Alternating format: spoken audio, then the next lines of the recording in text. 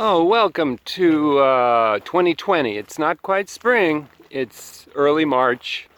And so I just thought we'd walk through just briefly. It's so much fun when the weather's nice, huh? See this one? It's a little yellow, right? These are young plants, but what I want to show you is this is all the same variety.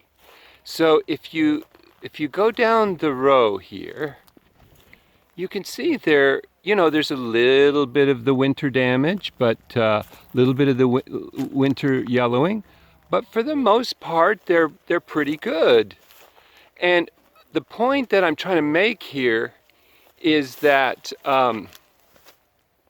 this is the same variety. Like, look, these, I don't know if I was coming on the camera, but these are nice and green.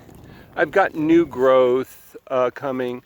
But then in the same row, same conditions, I've got yellowing, I've got a little bit of cold damage, which I'll cut off, right? Let's see, I think my clippers are here, yeah. So when when the stem's not fully killed, sometimes I just cut back like that, see? You know. If I leave it, it'll die back. Now, if the entire stem is bad, like that one, or see, like this one, the entire stem looks pretty miserable. Okay, we'll put it into another stem on the plant, right? Little spotting isn't going to hurt anything. The plant will grow new shoots, and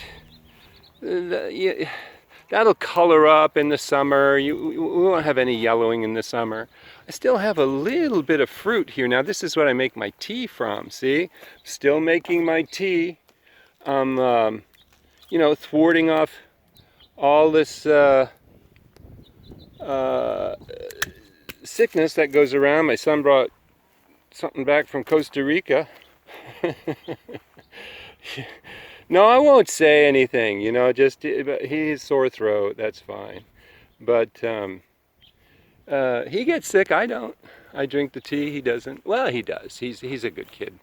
Okay, so okay, that's one thing. Let's see what else we can talk about. Oh yeah, trying to let my grasses grow, right?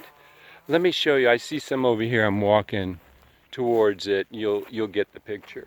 See this grass right here? Right in this row here. Oh, so sweet. It's headed. It's headed. Now it'll die out, right? Then we cut it, and but it's done all that nice job of choking out the broadleaves. Look in the row itself. See, look. There's no broadleaves. Very few. See that? Outside of where the grasses are, that's where you see all these broadleaves. That's more work for me. But right there in the row, and on the other side too. I've got a rain coming up in a week, and I'll let the grasses go. See, this is what I love right here. See that? Oh man, no broadleaves. Well, you say, what does that mean, no broadleaves? Well, those are the ones that are going to persist all summer. See, once I cut those grasses, I'm done. They're dead, right? See, I got some broadleaves in the middle, right? And over there. So what I do at the other ranches, I do it here too, but is I'll come in with the weed whacker and just cut these broadleaf leaf patches. Do you see one in the distance there? Let's see. I'll put you out there. See that one? See, I'll just cut on those, and that gives the grasses a little bit of an edge. These annual grasses. Sweet, huh? Okay, anyway. Well, that was just an introduction to, these were all planted last year, to 2020. We'll be talking a lot more now. I do not prep these talks. I think, oh yeah, somebody might be interested in this, and I just grab the camera. But pretty soon we'll be coming in here and taking, the little shoots off, right? They're starting to grow. We're getting some spring heat now, right? Winter's almost behind us. I looked at the 10-day today, and there's no no foreseeable cold nights. I mean, they're all warm nights in the 50s now. So, all right, well, I'll sign off and I'll talk to you. You'll be seeing and hear from me later. Oh, here's a couple. Put in the tea. Oh, drop the clippers here. I'll just take these. Let's see, there's one there, and there's another one there. And these make great fruit for the tea. These will actually be sweet inside. You want to see it? Are you all game? Hang out with me here. Well, let me turn this off and I'll get everything right. Hold on. Okay, so that's cut open. Now let's look at a little bit at the interior. See, there was no exterior color because of the cold conditions, but look at the interior flesh. Look at how it's broken down a little bit. Do you see it? The darkened section in the center. What that is it's congealed a little bit. So you've lost the fresh texture. People confuse that kind of texture with other things well, it's darker, so they think, oh, this is a dark variety. No, it's just gelatinous. It's just the fresh texture has broken down. I'm going to sample it here. Hold on.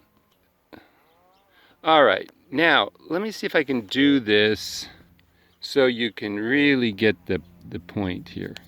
Okay, so watch when I take. See, I'm not sure I can do this, but I'm squeezing the flesh there in the center, and it could be like really jelly, like see that there? You can see it, but you don't want that. You want fresh, crisp, like a watermelon.